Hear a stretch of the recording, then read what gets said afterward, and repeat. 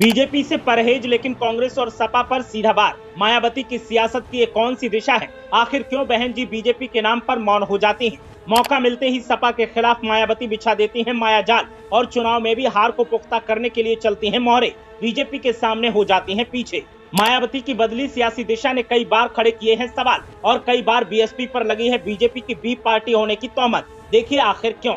उत्तर प्रदेश की पूर्व मुख्यमंत्री मायावती की बदली सियासी दिशा ने कई बार सवाल खड़े किए हैं और कई बार मायावती पर बीजेपी की बी पार्टी होने का आरोप भी लगा है। अक्सर कहा जाता है कि मायावती बीजेपी का नाम आते ही मौन हो जाती हैं, लेकिन सपा और कांग्रेस के नाम पर जमकर हो हल्ला करती हैं और आरोप लगाती हैं। ऐसे में सियासत हो या फिर सियासी जानकार हो, हर तरफ से एक ही सवाल दागा जा रहा है कि मायावती ये सब क्यों करती हैं और इसके पीछे उनका मकसद क्या है। आज इस सवाल का सच हम आपको बताएंगे और बताएंगे कि इस बदले रूप स्वरूप का कारण क्या है। उत्तर प्रदेश की राजनीति में इस समय बहुजन समाज पार्टी की रणनीति चर्चा का विषय बनी हुई है।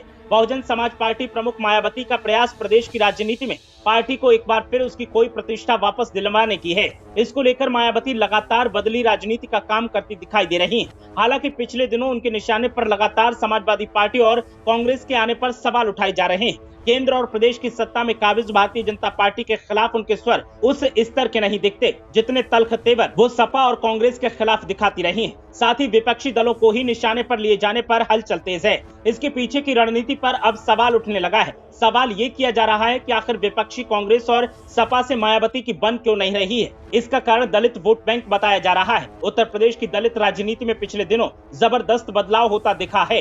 पहले भारतीय जनता पार्टी ने बीएसपी के दलित वोट बैंक पर निशाना साधा। अब दलित वोट बैंक को अपने पाले में लाने की कोशिश करती समाजवादी पार्टी और कांग्रेस दिखाई दे रही है। समाजवादी पार्टी अध्यक्ष अखिलेश यादव ने यूपी चुनाव 2022 के बाद से लगातार पिछड़ा दलित अल्पसंख्यक यानी पीडीए पॉलिटिक्स पर जोर देना शुरू किया। लोकसभा चुनाव 2024 में उन्होंने दलित और पिछड़ों को चुनावी मैदान में उतारने में तवज्जो देकर माहौल बनाया। चुनावी मैदान में इसका उन्हें बड़ा फायदा मिलता दिखा। बहुजन समाज पार्टी की दलित राजनीति को अपने पक्ष में करने की कोशिश लगातार अखिलेश यादव और राहुल गांधी की ओर से की जा रही है। दलित वोटर्स को अपने पाले में लाने में वे काफी हद तक सफलता हासिल करते दिखाई दिए हैं। हालांकि दलित पॉलिटिक्स को साधने की कोशिश पीएम नरेंद्र मोदी से लेकर सीएम योगी आदित्यनाथ ने भी की, लेकिन अखिलेश यादव और राहुल गांधी बड़ा खतरा बनते दिखे हैं। बीएसपी संस्थापक काशीराम ने यूपी की दलित पॉलिटिक्स को एक अलग मकाम दिया है। मायावती ने 20 से 25% वोट बैंक की राजनीति की, लेकिन यूपी चुनाव 2022 के बाद से बीएसपी का प्रदर्शन लगातार कमजोर होता जा रहा है। इसको देखते हुए अब स्थिति को अपने पाले में लाने की कोशिश करती मायावती दिखाई दे रही हैं। सुप्रीम कोर्ट ने SC/ST आरक्षण के भीतर कोटा सिस्टम को लागू करने का आदेश दिया तो मायावती खुलकर सामने आ गयी। उन्होंने आदेश का विरोध करते हुए केंद्र सरकार को घेरा, लेकिन इस मसले पर समाजवादी पार्टी और कांग्रेस बड़े स्तर पर कोई बात करती नहीं दिखी। हालांकि ओबीसी और दलित आरक्षण के मसले को लेकर अखिलेश यादव और राहुल गांधी बड़े स्तर पर उठते दिखाई दिए।